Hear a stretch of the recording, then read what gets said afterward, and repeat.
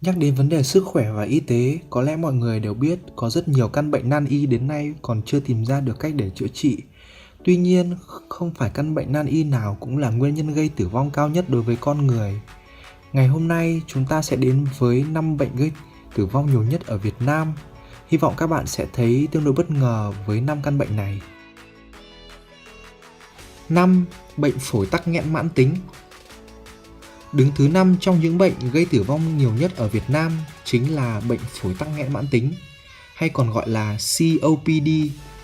Bệnh này nghe có vẻ lạ, nhưng nếu nhắc đến một số bệnh liên quan trong nhóm này như viêm phổi, viêm phế quản hay cúm thì chắc chắn ai cũng biết. Đây là bệnh thường gặp và hầu như ai cũng từng mắc phải ít nhất một vài lần. Tuy nhiên, nếu không chữa dứt điểm, bệnh sẽ tiến triển thành mãn tính và rất nguy hiểm. Nguyên nhân dẫn đến bệnh phổi tắc nghẽn mãn tính được xác định là do tổn thương các mô trong phổi hoặc do tắc nghẽn trong phổi dẫn đến các triệu chứng khó thở. Gần như độ tuổi nào cũng có thể mắc phải bệnh này và không khí ô nhiễm hay khói thuốc lá cũng là một trong những nguyên nhân dẫn đến COPD. 4. Tai biến mạch máu não.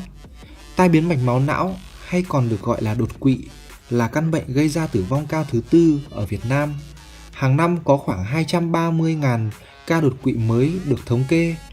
Tuy nhiên, các bạn đừng nên hiểu lầm về con số 230.000 kia, vì đây chỉ là số ca đột quỵ mới, không phải là số người và cũng không phải ai bị đột quỵ cũng sẽ lập tức bị tử vong. Tai biến mạch máu não xảy ra nguyên nhân do mạch máu não bị tắc nghẽn khiến máu không thể lưu thông, nhẹ thì gọi là nhồi máu não hay tắc mạch máu, nặng hơn gọi là chảy máu não do vỡ mạch máu. Theo thống kê sơ bộ, tai biến mạch máu não có tỷ lệ tử vong khoảng 25 đến 30%. Chỉ có khoảng 10% có thể khôi phục hoàn toàn, còn lại đều gặp phải nhiều di chứng nặng nề, từ đi lại khó khăn cho đến liệt toàn thân.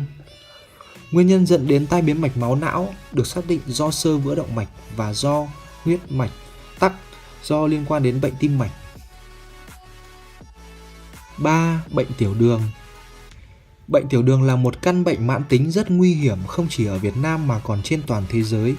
Theo thống kê của Bộ Y tế, Việt Nam có khoảng 29.000 người chết liên quan đến bệnh tiểu đường vào năm 2017, tương đương với 80 người chết mỗi ngày.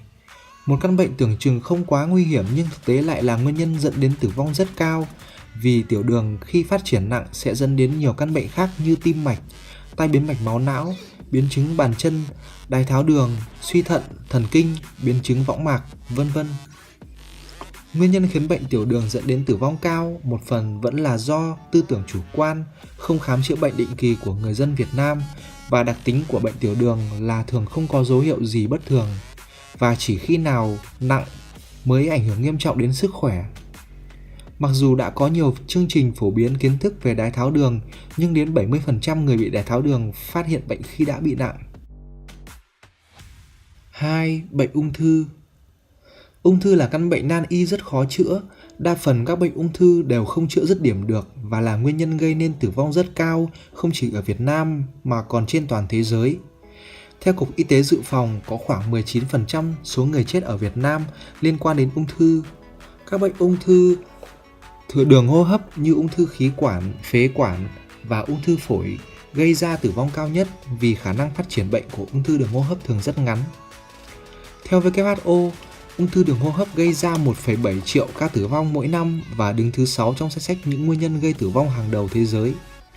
Ở Việt Nam, mỗi năm có khoảng 18.000 người chết vì ung thư và con số này vẫn tăng theo từng năm. Nguyên nhân khiến cho bệnh ung thư là nguyên nhân gây tử vong cao, một phần vì bệnh này chưa có phương pháp cứu chữa và một phần do người Việt Nam thường không có thói quen khám sức khỏe định kỳ, nên chỉ đến khi nào bệnh trở nên nặng mới phát hiện và khi đó đã không còn khả năng cứu chữa. 1. Bệnh tim mạch. Theo Viện Đo lường và Đánh giá Sức khỏe thuộc Đại học Washington, Mỹ công bố về 10 nguyên nhân gây tử vong cao nhất của người Việt Nam, dẫn đầu là tai biến mạch máu não và đứng thứ hai là bệnh tim thiếu máu cục bộ. Tuy nhiên, theo thống kê của Bộ Y tế, tại Việt Nam có khoảng 100.000 người chết mỗi năm vì các bệnh liên quan đến tim mạch và dẫn đầu trong số các bệnh gây tử vong ở Việt Nam.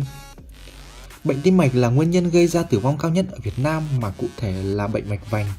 Căn bệnh này các bạn hiểu nôm na là mạch vành là mạch máu dẫn máu để nuôi dưỡng tim. Khi bị bệnh mạch vành, thành mạch bị thu nhỏ lại một cách từ từ đến khi máu không thể lưu thông dẫn đến chết cơ tim. Người bệnh nếu cứu chữa kịp thời có thể hồi phục lại nhưng vẫn sẽ gặp phải nhiều di chứng nặng nề sau này. Không chỉ ở Việt Nam, bệnh mạch vành cũng là căn bệnh gây ra tử vong nhiều nhất trên thế giới. Do vậy, 5 bệnh gây tử vong nhiều nhất ở Việt Nam đứng đầu chính là bệnh mạch vành hay là bệnh tim mạch. Trên đây là 5 bệnh gây tử vong nhiều nhất ở Việt Nam. Các bạn hãy để lại comment nếu phát hiện có thông tin chưa chính xác để sức khỏe vô giá kịp thời điều chỉnh. Chúc các bạn có một sức khỏe tràn đầy. Xin chào và hẹn gặp lại trong những clip tiếp theo.